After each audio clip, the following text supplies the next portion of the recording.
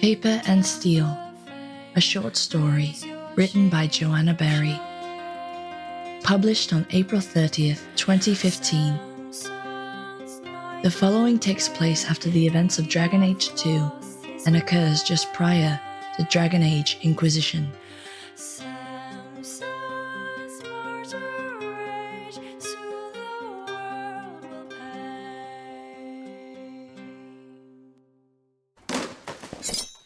His blade hit the Chevalier's shield at just the wrong angle and snapped. Cursing, Samson ducked as the enemy sword whistled over his head, then turned his shoulder just so and charged the Chevalier full tilt. The blow staggered Samson's foe, but that Orlesian-built armor, shiny as a fake smile, embossed with ornate steel roses, took most of the impact. The Chevalier kept his footing, letting Samson spend his strength. Locked face to face with his enemy, Samson found himself staring into well-fed, aristocratic features. The mustache was waxed, and the skin powdered, so the sweat and stink of battle didn't offend that sensitive nose.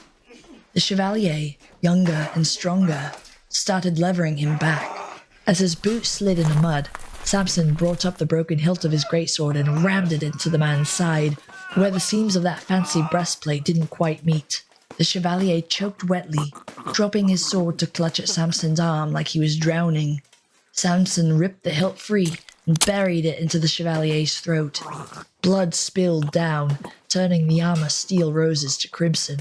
As the Chevalier collapsed, Samson was already turning with the bloody hilt in his hand, searching the battlefield with his general's eye.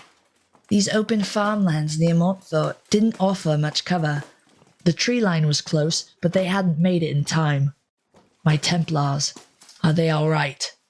From nowhere, a memory rose up from the weariness and confusion of battle, and he thought of a folded paper bird, wings spread, tossed into a muddy puddle and trampled underfoot. Samson blinked to clear his head. His Templars were there, in one piece. Suzanne was running the Chevalier Squire through with her short sword, wearing the same expression she used while threading a needle. Nearby, young Whiston, a sandy-haired lad, expertly held off a grey-bearded Chevalier.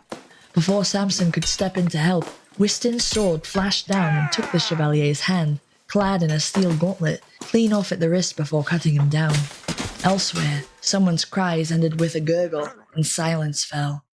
It was over. Catching his breath, Samson pulled off his helmet. He wasn't primped and powdered. Sweat plastered his dark brown hair to his scalp, and his face was coarse with stubble. His old armor, which he wore like a tomcat wears its fur, was scarred and nicked with nary a rose in sight, but he and his Templars were alive, while the polished Orlesian Chevaliers, leaders of a patrol who'd gotten suspicious on the road, lay dead at their feet. Samson looked down at the broken hilt in his hand and sighed. "Blight take it, that was good Kirkwall steel," he muttered. Still, maybe Maddox could do something with it. Picking up the sword's broken blade and stepping over the gaudy Orlesian greatsword in the grass, Samson whistled the signal. His soldiers gathered at once with perfect discipline, like the Chantry Templars they'd once been. But now their obedience wasn't chained to the bloody chant and the lyrium forced down their throats. Young recruits and veterans, men and women, they were united by a greater purpose, a better cause than some unseen makers. Something else united them too, and you could see it better when they were all gathered like this after a fight. They each had a strangely reddish cast to their eyes, revealing the source of their strength. "Bloody Chevaliers," Samson said, walking up the ranks to check the wounded. "Can't keep them alive long enough to teach them a lesson." As his Templars grinned, he came to young Whiston, who was leaning on his sword and breathing heavily. There was no sign of blood. "Did he get you in the ribs, Whiston?" "No, I'm just—" Whiston straightened. "I'll be fine, sir. Just a bit winded, I can march." Samson looked at him. "That's what they all say when it starts." A treacherous voice whispered in his head. "They don't want to let you down." "All right, try to keep up," Samson told him. "Grab the baggage and let's get back." He was thirsty all of a sudden, and for more than water. The camp was in a remote copse of trees in the hills far above Montfort, where the eastern wind carried the salty, peaty smell of the Nahashan marshes. They would soon need to march to Therenfall Redoubt, but for now it was quiet here, and secure. Samson spoke to the guards and led his squad inside, washed off the worst of the sweat, then began his rounds.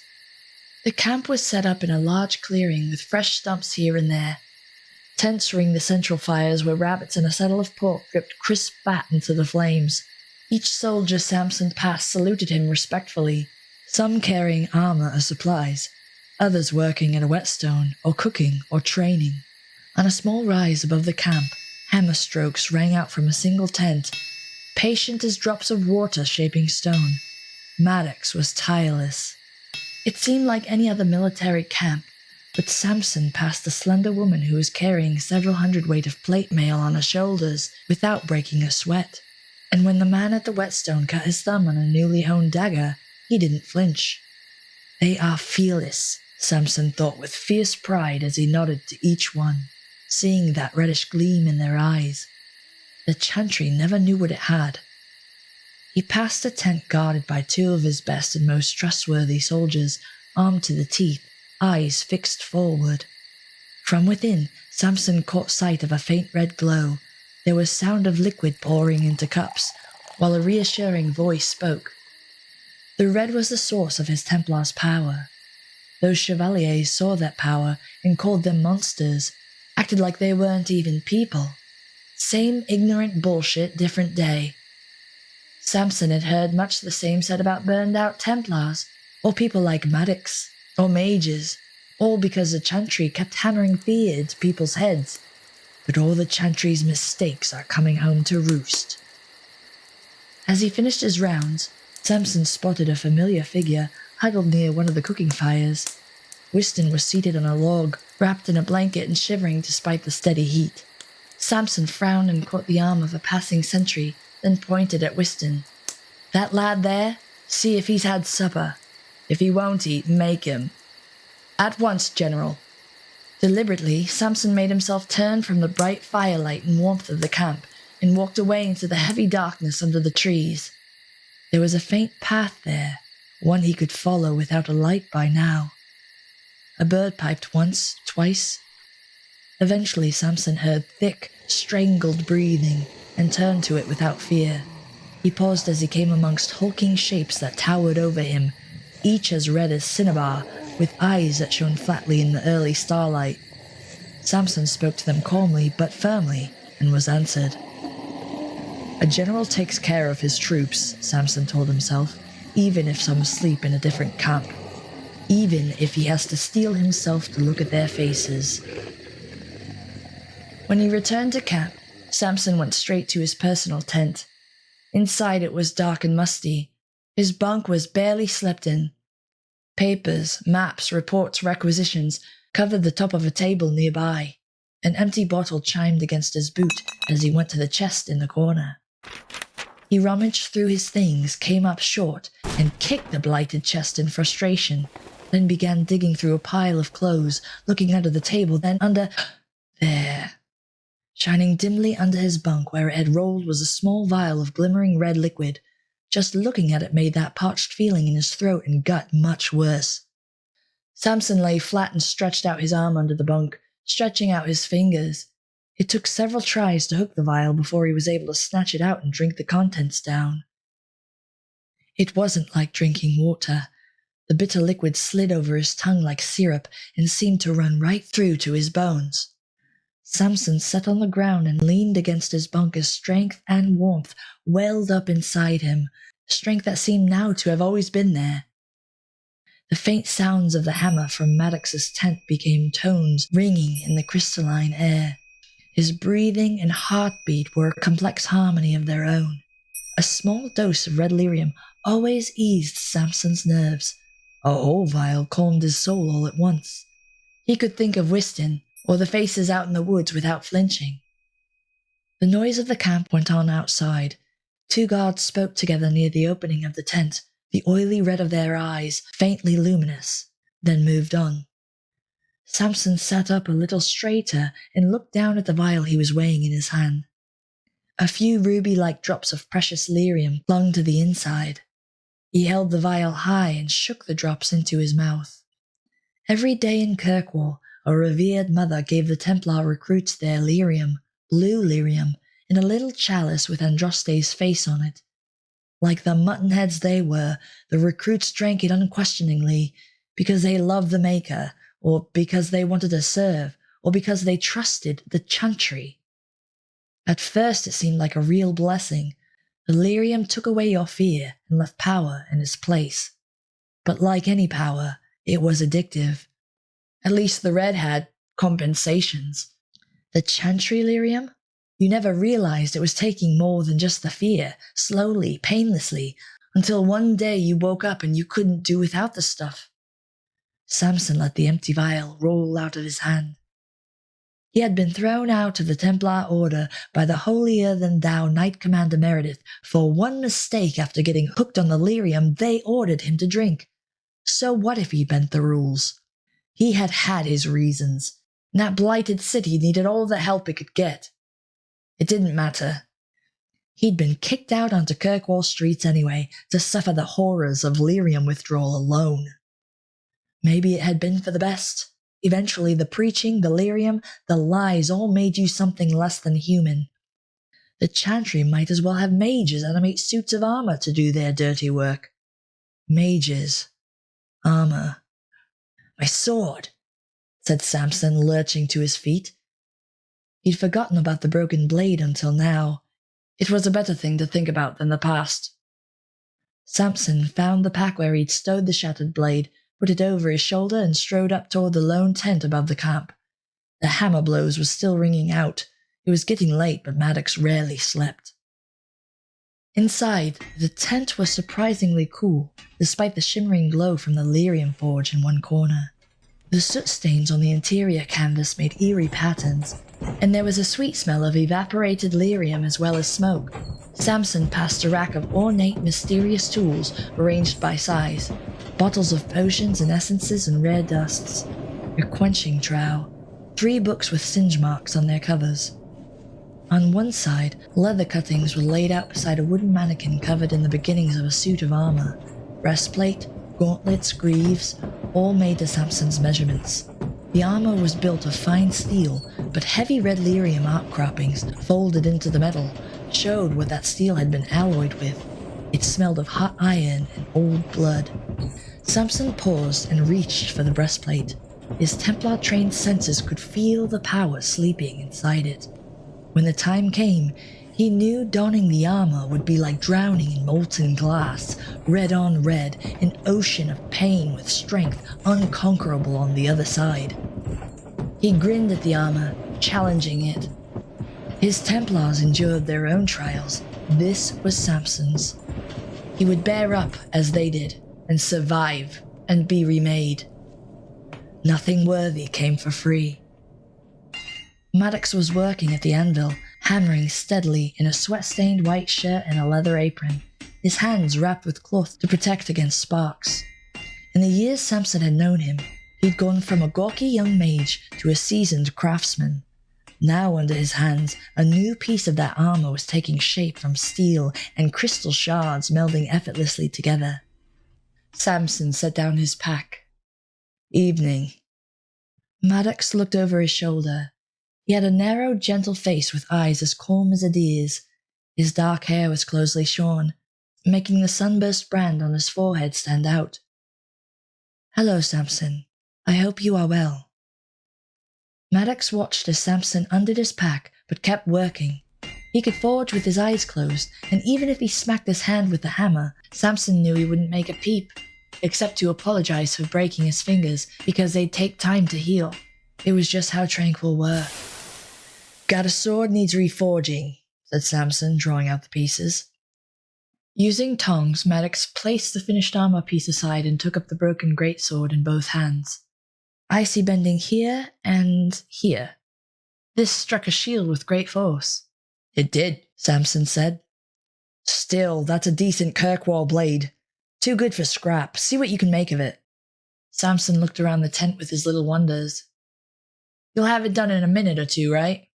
Maddox looked up. Oh, no, I will have to chisel the broken ends so they interlock before heating the forge sufficiently for the weld. Then...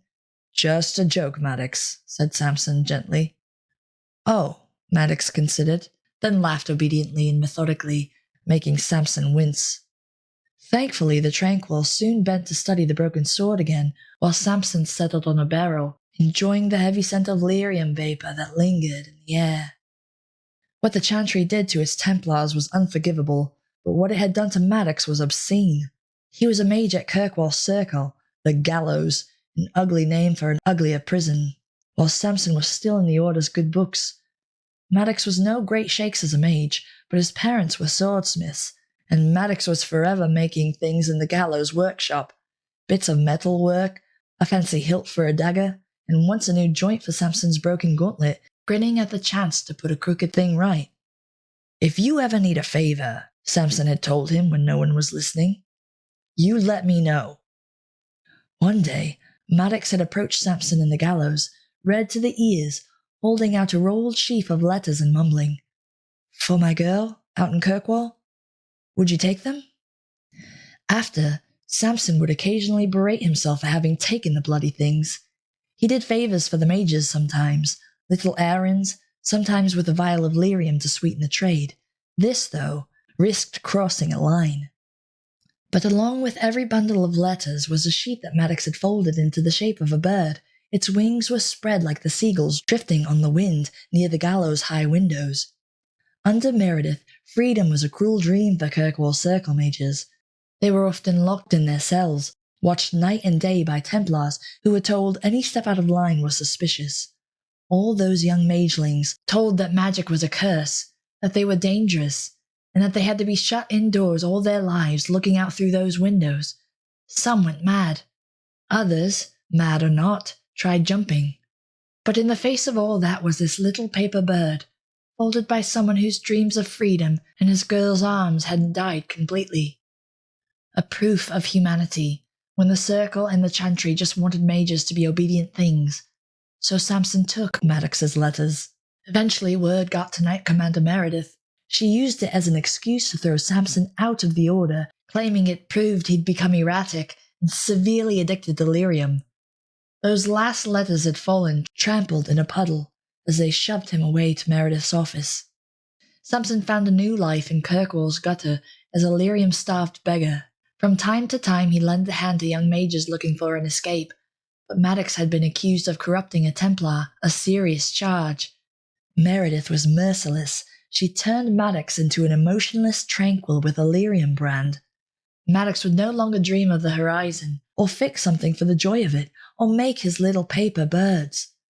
They retained his skills without having to treat him as a person, which seemed like the natural endpoint of every bloody thing the Chantry did. You all have. You're all weak, allowing the mages to control your minds, to turn you against me. When Meredith finally snapped and Kirkwall went up in flames, Samson tracked Maddox down. No one could make things right for him, but there had to be more to a boy's life than that. The surviving Templars tried to restore peace to the city. Anyone who had once worn the Sword of Mercy, even broken down misfits, was needed to help quell the rebelling mages. Samson tried to help, but what was he meant to do? Just forget? He'd seen both sides of things now, from the Gallows and the gutter. Pressed by the Circle's rules, mages like the children that Samson had once helped were willingly giving themselves over to demons. First Enchanter Orsino, who Samson remembered as a kindly sort, had gone as bad as a mage could go. And his brother and sister Templars? The Kirkwall chapter had been under Meredith's thumbscrews for so long that they barely knew right from wrong. For all Meredith's railing against blood magic and trolling people, fear had twisted the Templars' minds just as well. That fear only grew after the young knight captain, Colin, left the city to follow some seeker on Chantry business. With no new orders, the Kirkwall Templars floundered. There was no relief anywhere. Every day more reports of the Mage Rebellion came in and how Templars were fighting it. Hearing them, Samson could smell the blood and smoke of the war, how the Chantry's impossible demands on both mages and Templars were tearing the world apart. One night, with his lyrium stashed dry and Maddox sleeping at the shelter, Samson went to the Hanged Man to drink it all away. Halfway through the second mug, he noticed a dwarf with strange eyes lingering nearby. The dwarf mumbled that there was someone upstairs asking for Samson by name. Curious, Samson left the cheery noise of the bar, climbed the dark stairs to a near-empty room, and found a figure staring into the embers in the fireplace. At first he thought the stranger was wearing Grey Warden armor, but the silhouette seemed to alter as he came inside, becoming taller, misshapen, with an aura of powerful magic. Samson drew his sword, filled with the Templar's instincts, but the stranger just stood there, patiently, until Samson lowered it. He felt like those cold eyes were staring right through him. Then the stranger said, "This place is foreign to me. Explain clearly, what is a Templar?" And Samson realized he had no real answer anymore. Someone who protected mages? These days the Order was putting half of them to the sword, or worse. Maddox's mind had been destroyed, and the Grand Cleric barely slapped Meredith on the wrist. A soldier for the Chantry? Templars endured the horrors of magic, abominations, demons, blood mages, on the Chantry's behalf, and what thanks did they get? A pat on their head and lyrium for the nightmares. A Knight of the Maker, then? But what just and loving Maker would let his Templars suffer like this? Samson's broken prayers during those long, agonizing nights of withdrawal had been met with silence. "The Order deserves better," he said aloud without thinking. "We trusted them. We deserve better than being used until our minds are washed away." His anger boiled close to the surface. "They treat us like animals, their own Templars." The stranger held up a lyrium vial, glowing red instead of blue. Samson eyed it sidelong, remembering Meredith's end and the power she wielded. "If you could tear this upstart Chantry out by the roots," the stranger asked, "bring about a new order, what price would you be willing to pay?" "If it gave one Templar a better end than mine," Samson said, "I'd pour out my own blood for it. But I burned out long ago. You're asking the wrong man." "I think not," the stranger answered, holding out the vial for Samson to take. As simple as handing him a paper bird. Things began to change after that. Samson paid the stranger's price, would pay it forever, but he knew what he was buying. So did many other like-minded Templars. As for the rest of the Order, Samson looked into the face of his guilt and accepted that too. If it meant a world where the Chantry's crimes could never happen again, so be it. And when you got to the core of it, Samson was burned out. His day was over, or so he thought. But this stranger, full of real wisdom and power, not just waffling about some unseen maker, had seen past it all into Samson's heart. When he could have picked any perfect pious recruit, it was Samson to whom the stranger had offered command again, of an army that could put an end to all this. Samson came to realize a few things. For one, soldiers would still follow where he led. He never asked the Templar to do anything he wasn't willing to do himself, which was a start. With a steady supply of lyrium, his nerves settled, his wits sharpened, and he could strategize again. Samson braced himself for the changes he'd seen in Meredith and in his soldiers, but those changes never came, not for him. The stranger spoke of the protection his magic could offer, but when Samson drank the red, he felt the stranger watching him curiously. In time, that brought the second realization. Now that Samson had all the lyrium he wanted, he could look at the dosages he actually needed with a clear head. A nasty suspicion grew as he held up those ruby vials to the light. What if there was more to his addiction than he had thought? What if it had begun in some sort of resistance to delirium rather than a weakness for it? Or was that just another salve for his pride? What if? He could never be sure now. But even the idea and the trust placed in him got him standing straight again, marching at the vanguard of his Templars with their banner fluttering overhead. He would lead them to a glorious end, wherever that may be. Samson hadn't failed after all, and he wasn't lost. He had been chosen. Now Samson looked at the solemn, incurious man who had suffered in those dark places beside him. "Do you ever think about the old days, Maddox? About Kirkwall or Meredith or the gallows?" Maddox was laying fuel in the lyrium forge like he was placing chess pieces. "No, I have no dreams, and no capacity for regret." Samson laughed a bit. "Tranquility's good for something, then." "But I could think on those times if it is required. Do you need me to do so?"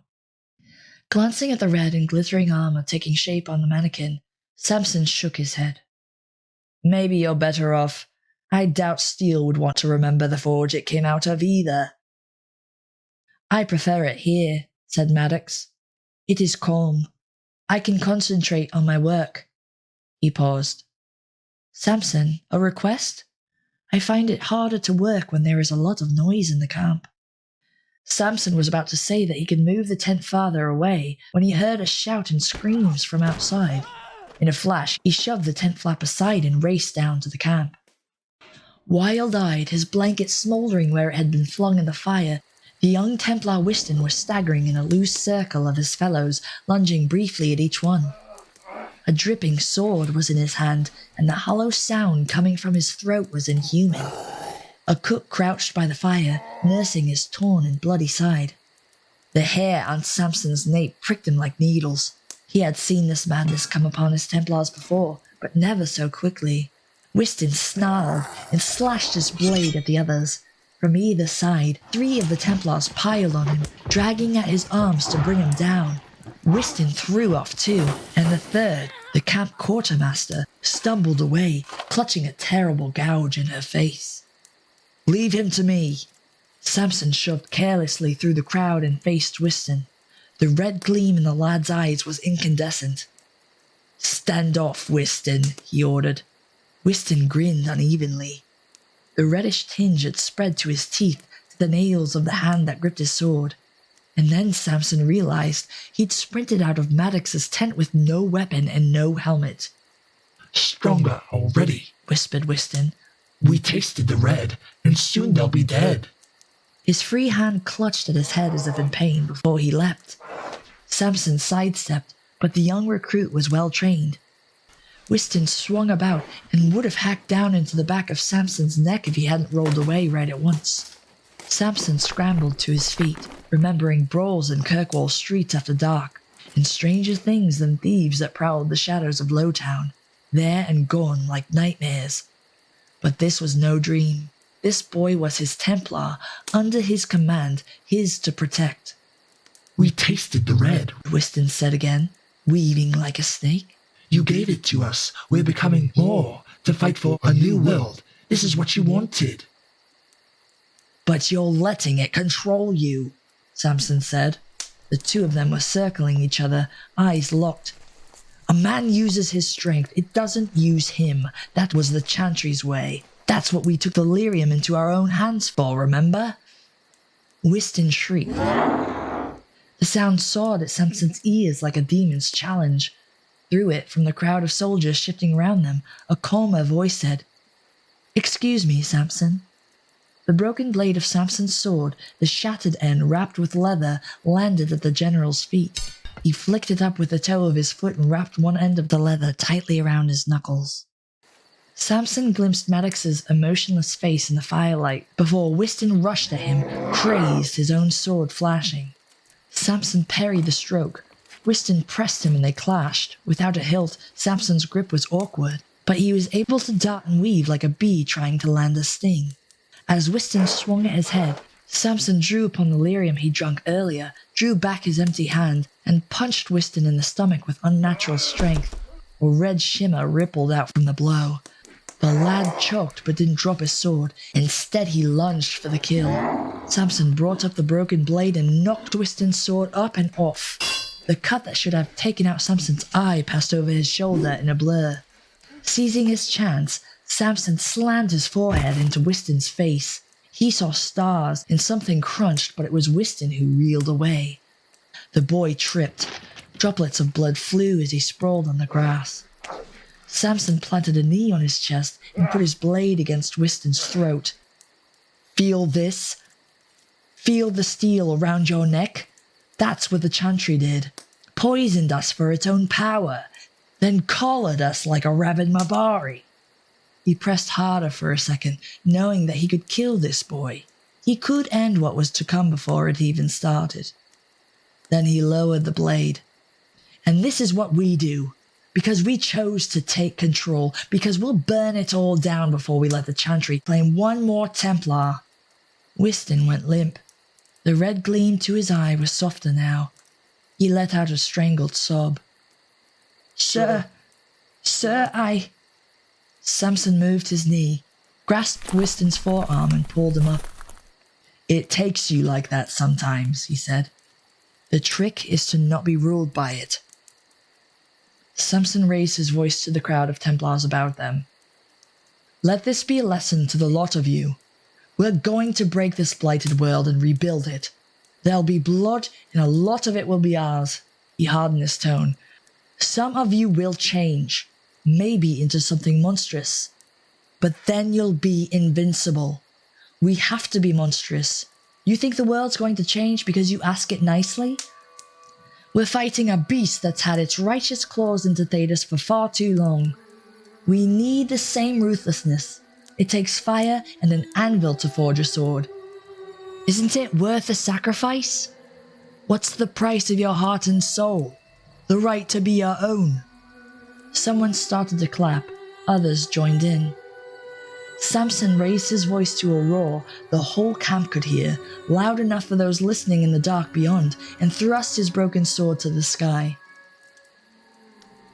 A red storm will rise. Cheers from every side became a chant. The new world! The new god! The red storm will rise! Maddox put his other work aside and labored late into the night reforging Samson's sword. It had to be done carefully. This edge would again defend Samson's life. He was Maddox's general and his friend. All must be well. It was convenient that the blade suffered no further damage in the duel with the Knight Templar Wystan.